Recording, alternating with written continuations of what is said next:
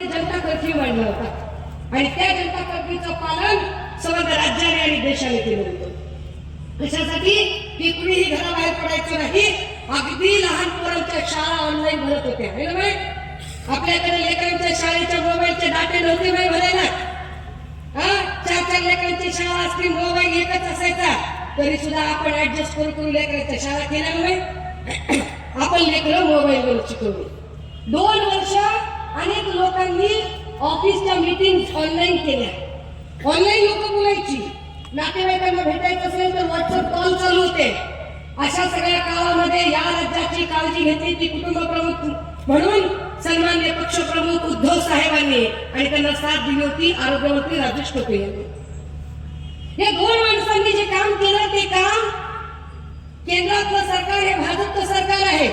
ते सरकार काँग्रेसचं नाही, ते सरकार आमचं नाहीये. पण केंद्रातलं सरकार भाजपचं असताना सुद्धा भारत सरकारने ठामपणे सांगितलं की सगळ्यात चांगलं काम कोरोनाच्या काळात जर कुणाचं झालं असेल तर ते महाराष्ट्र सरकारचं झालेलं आहे, ते उद्धव सरकारचं झालेलं आहे. 2 वर्ष हा माणूस अहोरात्र काम करत होता. आपल्याला आपल्या घरातल्या माणसासारखं त्या ऑनलाईन येऊन प्रत्येक गोष्ट सांगायचे, असं करा तसं करा, भाज्या टिकणाऱ्या विकत घ्या इथपर्यंत सांगायचं ते की बघा भाजीपाला आणायला सारखे बाहेर पडू नका, कडधान्य वापरा, डाळी वापरा, त्याच्यात प्रोटीन असतं, त्याच्यात तुम्हाला ताकद मिळेल, मोड आलेली धान्य खा. किती बारीक बारीक गोष्टी ते समजावून सांगायचे.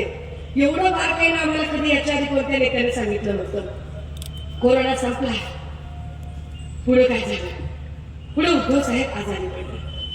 आजार पण इतकं भयंकर होतं, मणक्याचा आजार जडला, शरीराचा कुठलाही भाग हलत नव्हता. माणूस मृत्यूशय्येवर गेला. मृत्यूच्या दारेमध्ये उद्धव साहेब होते. आदरणीय लक्ष्मी वहिनी कावऱ्या झालेल्या, त्यांच्या डोळ्यात काहूर, आपला नवरा, आपलं सौभाग्य, आपलं कुंकू मृत्यूच्या दारेमध्ये आहे. आपली 2 लेकरं पंखाखाली घेऊन ती माऊली टुकूर त्या आयसीयूच्या नावदेवाकडे बघायची की काय होणार आहे, आपला नवरा जगेल की वाचेल.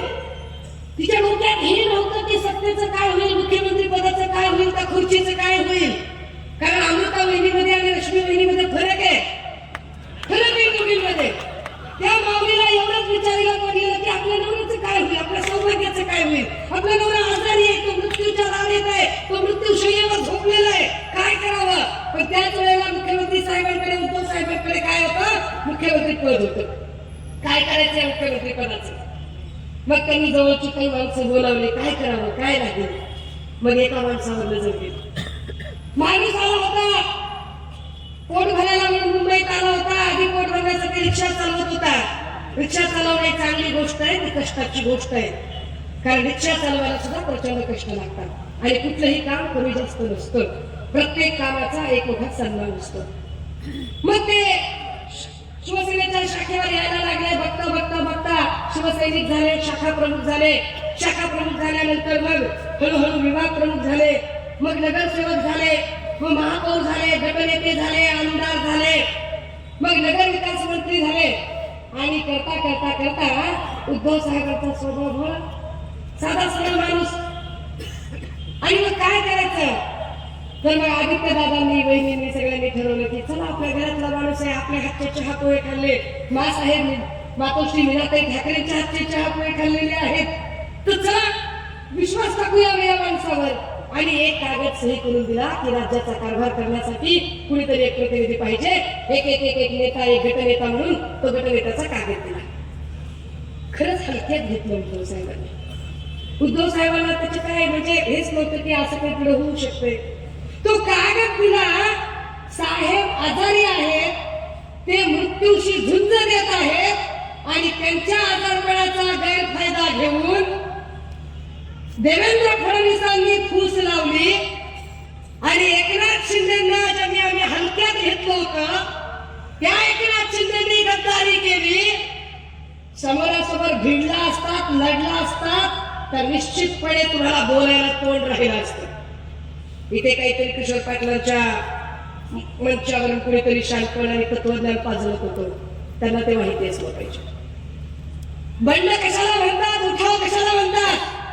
उठाव तेव्हा म्हटले असते जेव्हा 40 आमदार उठले असते, बाजूला गेले असते, पत्रकार परिषद घेतली असती, पत्रकारांना सांगितलं असतं की आम्हाला ही कार्यपद्धती मान्य नाहीये म्हणून आम्ही बाहेर पडत आहोत. पण तसं केलं नाही. 40 जण उठले आणि एक करून गुपचूप गुपचूप गुपचूप वाया सुद्धा गुवाहाटी रात्रीच्या अंधारात पळून गेले. जर तुम्ही सच्चे होतात, तुम्ही खरे होतात, तर तुम्हाला अंधारात पळून जायची का गरज पडली? तुम्हाला कपडे बदलून तोंड झाकून, तोंड कुणाला झाकावं लागतं? तुम्ही अशा उंच माथ्याने उजळ माथ्याने का बोलला नाही?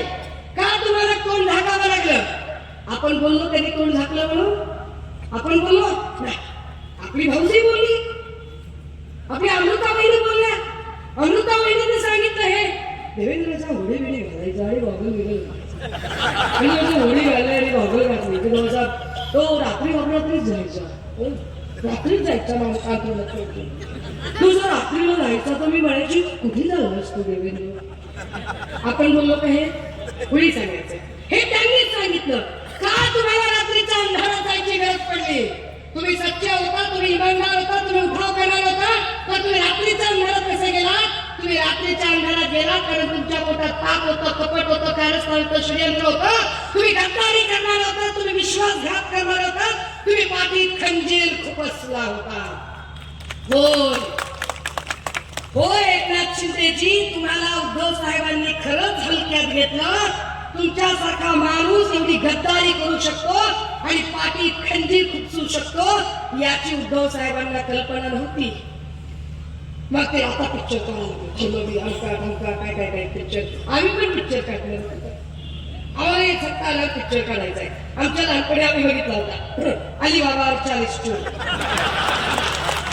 आता आम्हाला त्याचा सिक्वल 2 काढायचंय. सिक्वल 2 देवेंद्र बाबावर 40 गद्दार.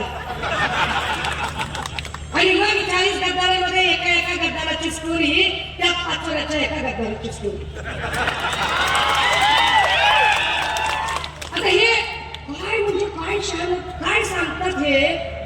ते काहीतरी तुम्ही लाडकी बहिणीवर बोललो. मी तुम्हाला सांगते बाय बापाच्या इमानदारीला, मी 17 जिल्हे फिरले, म्हणजे 18वा जिल्हा आहे. प्रत्येक जिल्ह्यांमध्ये जाते, बायकांशी बोलते. बायका म्हणतात ताई त्याच्या 1500 टिकल्यावर कोणी बसलेलं नाही. इथे लेकरा बाळांचं शिक्षण राहिले, कापसाला पैसे नाही, सोयाबीनला भाव नाही, काय करायचं त्याचं? कोण घेऊन बसले पैशाचा काय विषय आहे? आणि बहीण जर खरंच लाडकी असेल तर बहिणीला दिलेलं कोणी काढत नसते. बहिणीला दिल्याची कोणी चर्चा करत नसते. चर्चा करतात का बाय बहिणीला एवढं दिलं, बहिणीला तेवढं दिलं, बहिणीचं लग्न लावून दिलं, कोणी बोलत नसते. हे बोलणारे लोक असतात.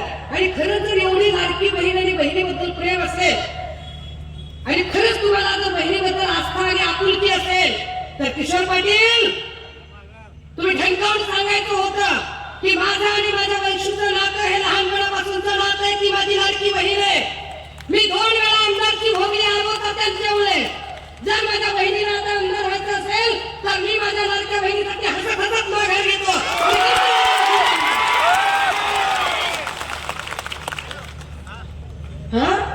बहिणीला म्हणजे 1500 टिकल्या आणि तुम्हाला म्हणजे 15 दुने 3,000 कोटी.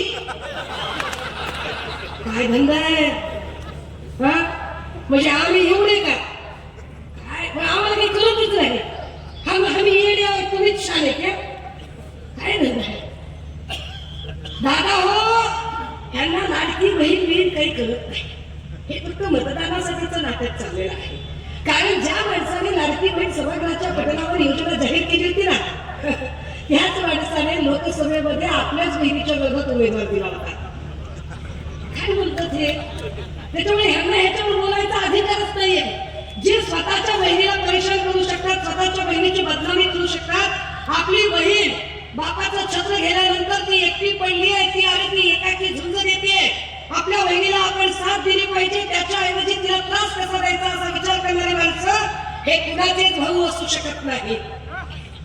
आमच्या आरोग्याने त्यांचा फोटो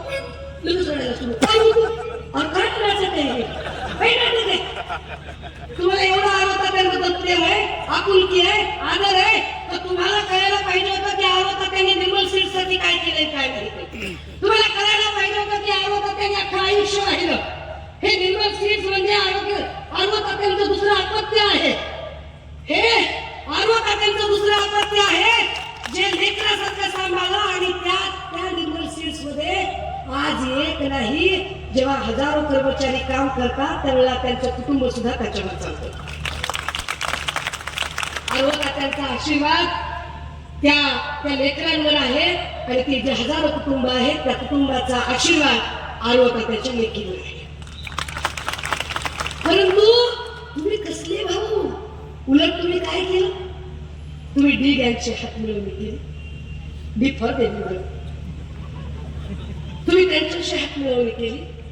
ऊर्जा मंत्री देवेंद्रजी, तुम्ही निर्मल सीड्स बंद करायचा प्रयत्न करावा.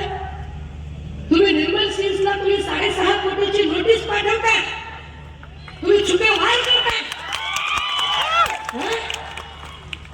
अरे जर ती ऍग्रिकल्चर इंडस्ट्री आहे तर ऍग्रिकल्चर इंडस्ट्री मधला जो काही इलेक्ट्रिसिटीचा जे युनिट आहे तो युनिट रेट हा सबसिडाइज युनिट रेट असतो.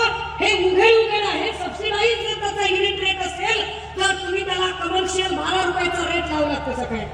आणि तुम्हाला आतापर्यंत जाग आली नाही. तुम्ही त्याच्या स्थापनेपासून ते आतापर्यंतची एकूण 6.5 कोटीची नोटीस